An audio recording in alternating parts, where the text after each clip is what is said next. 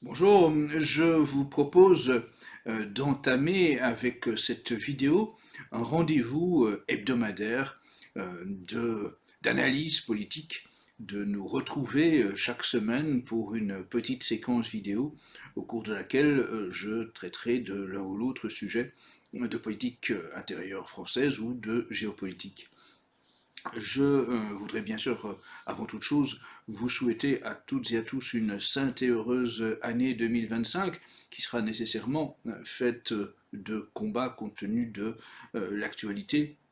On ne doute pas que la situation, hélas, ne va pas s'améliorer compte tenu de la composition du nouveau gouvernement français, avec le retour de toutes les vieilles brebis du type Manuel Valls, Gérald Darmanin et consorts. Mais dans cette vidéo, je voudrais bien sûr d'abord, avant toute chose, rendre hommage à Jean-Marie Le Pen et traiter de sa carrière, d'expériences que j'ai pu connaître avec lui dans différentes circonstances et analyser un petit peu les enseignements que l'on pourrait tirer de sa carrière politique. Tout d'abord, bien sûr, voilà, rendre hommage à ce personnage, un personnage vraiment hors norme de la vie politique. Cette vidéo complétera d'ailleurs l'entretien que j'ai donné à ce sujet auprès de l'hebdomadaire Rivarol qui consacre cette semaine un numéro spécial à Jean-Marie Le Pen. Euh, Personnage hors norme, d'une culture générale totalement extraordinaire et sans aucun doute le dernier tribun de la vie politique française du XXe siècle. On peut vraiment euh, noter cela. C'est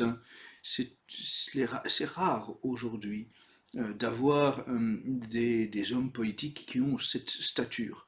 La médiocrité intellectuelle est fréquente aujourd'hui chez les personnages qui composent l'échiquier politique.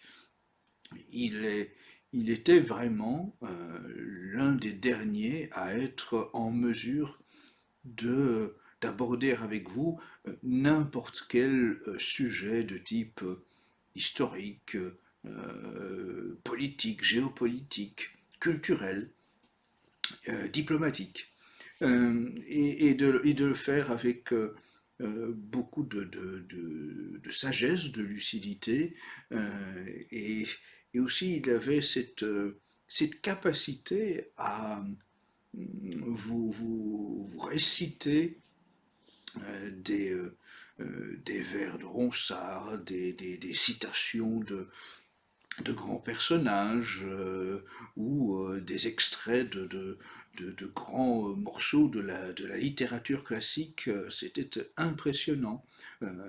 C'est un personnage qui, jusqu'au bout, a été tout à fait impressionnant de par son intelligence, sa culture générale, son,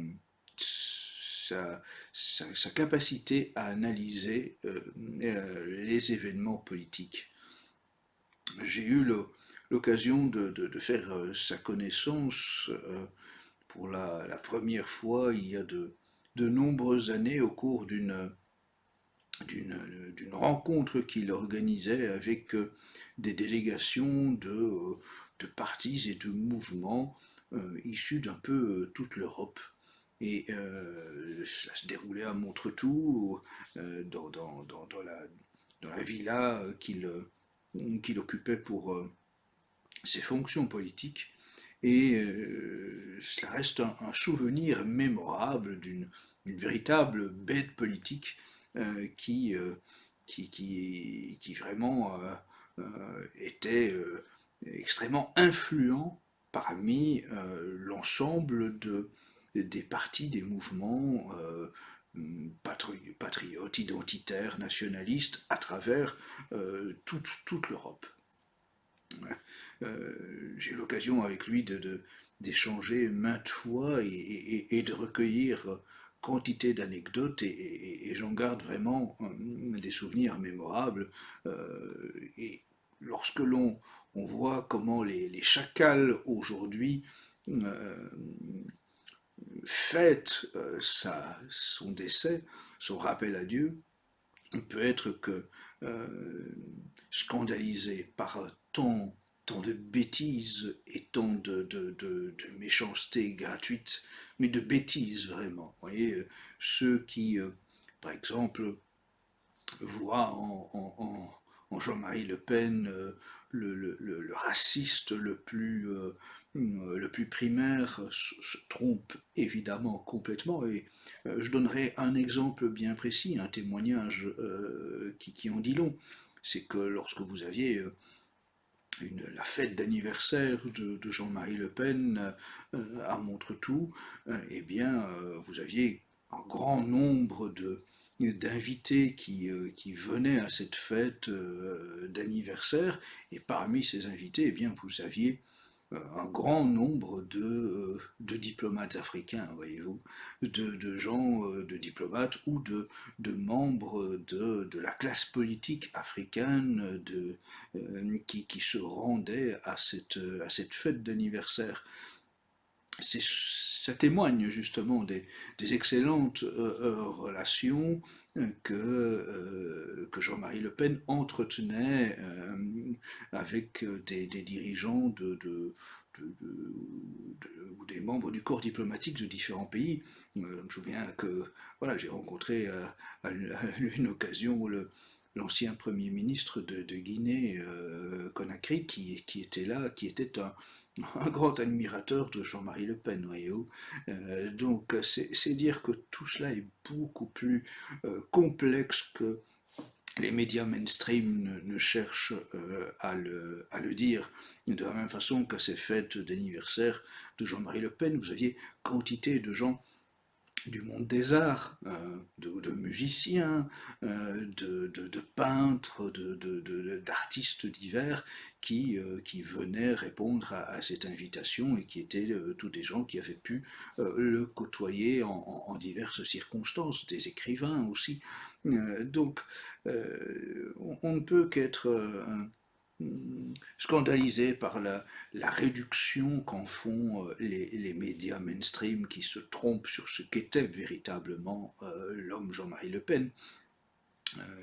Un homme beaucoup plus complexe qu'il n'y paraît en termes d'analyse politique, et qui avait vraiment cette culture que l'on pouvait autrefois appeler l'humaniste. C'est un terme qui est dévoyé, mais il avait cette capacité à lire et à emmagasiner des données innombrables lorsqu'il me montrait sa bibliothèque d'ouvrages classiques qu'il avait lus lorsqu'il était adolescent. Eh bien, j'étais évidemment voilà, sous le charme d'une telle bibliothèque qui comportait tous les grands noms de la littérature antique et de la littérature classique. Vous voyez. Et c'est rare en réalité aujourd'hui d'avoir un homme politique qui a cette culture-là, qui a lu ces ouvrages-là, et qui non seulement les a lus, mais on a tiré des enseignements, on a retenu des extraits, est capable de déployer au cours d'un déjeuner des citations à bon escient. Voyez, Jean-Marie Le Pen était en cela un personnage tout à fait extraordinaire. Il était aussi extraordinaire dans le sens où c'est le dernier personnage de la vie politique française qui a mis sa peau au bout de ses idées. J'entends par là, c'est quand même le député, le jeune député qui, lorsqu'il apprend que la Légion va partir pour Suez, eh bien, se met en congé de sa vie parlementaire qui vient de débuter, et endosse l'uniforme de jeune officier et légionnaire parachutiste, et part d'abord pour Suez, puis ensuite pour l'Algérie. Alors, bien sûr, on a entendu mille choses abominables sur ce qu'il aurait fait en tant qu'officier en Algérie. Balayons tout cela et retenons bien que c'est quand même extraordinaire, voyez-vous, que quelqu'un qui se trouve élu député, et en plus l'un des plus jeunes députés de France à ce moment-là,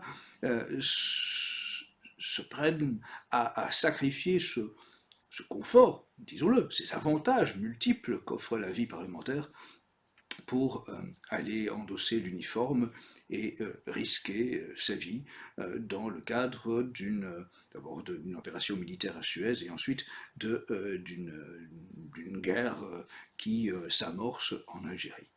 Quel est aujourd'hui l'homme politique en France qui prendrait de tels risques? Quel est l'homme politique en France qui oserait affronter le danger? Quel est l'homme politique en France aujourd'hui qui abandonnerait ses avantages de politicien pour aller servir son pays sous l'uniforme de l'armée française? Vous voyez, c'est en cela vraiment que c'est un personnage qui restera hors norme. Alors par contre, on peut évidemment aussi se poser la question de l'efficacité ou les fruits de son engagement politique. Et je dirais de façon paradoxale, Jean-Marie Le Pen a été un visionnaire. Il a su pointer du doigt des sujets que personne ne voulait à cette époque aborder. Bien sûr, le rôle de l'immigration, les bouleversements que cela allait entraîner, la transformation du modèle civilisationnel européen qui allait se retrouver complètement submergé et subverti. Il était le seul à oser, dans le paysage français, aborder ces sujets sur le terrain politique. Euh, je me souviens d'ailleurs d'une confidence qu'il m'avait faite au sujet de Jean Raspail et du camp des Saints, où Jean-Marie Le Pen me disait que Jean Raspail lui avait confié que lorsqu'il avait écrit Le camp des Saints, au départ, Jean Raspail ne pensait pas ce qu'il écrivait, semble-t-il. Et Jean Raspail avait confié à Jean-Marie Le Pen que, au fil de l'écriture, il se sentait vraiment guidé, comme si sa main était guidée, comme si les mots lui étaient dictés. Et il avait vraiment ce sentiment d'une, oui, d'être en train de rédiger sous la direction de l'Esprit Saint, vous voyez, d'être en train d'écrire vraiment un texte visionnaire qui annonçait les temps futurs.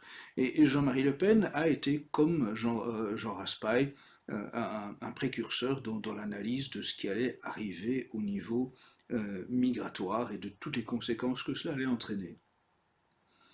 De la même façon, Jean-Marie Le Pen a été un personnage au début du Front National qui a osé aborder tous les grands sujets, y compris celui de l'avortement. On oublie aujourd'hui parce que le Rassemblement national a renié tout ce qu'a été le Front national de Jean-Marie Le Pen initialement.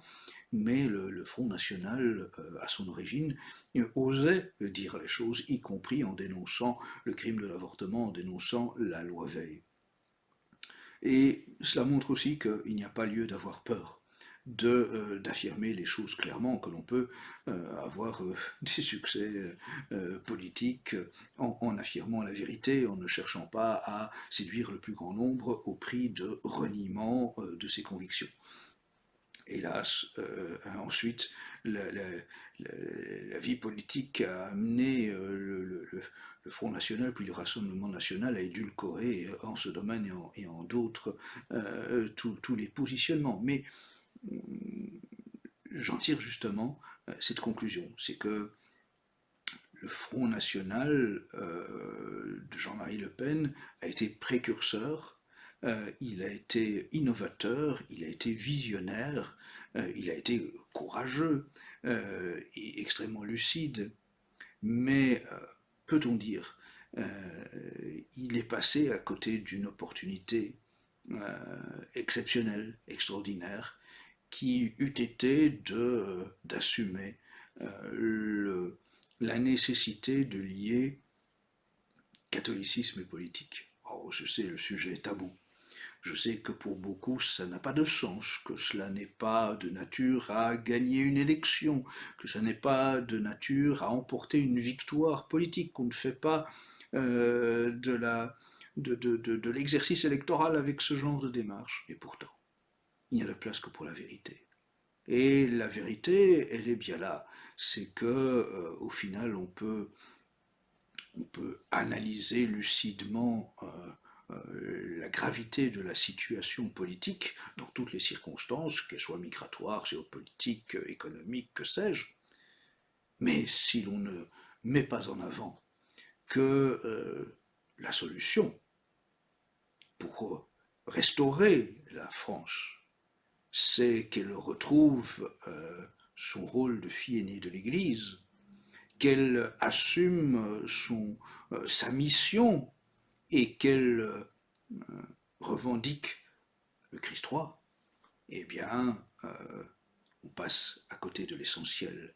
Il n'y a pas de victoire politique si la France ne redevient pas catholique.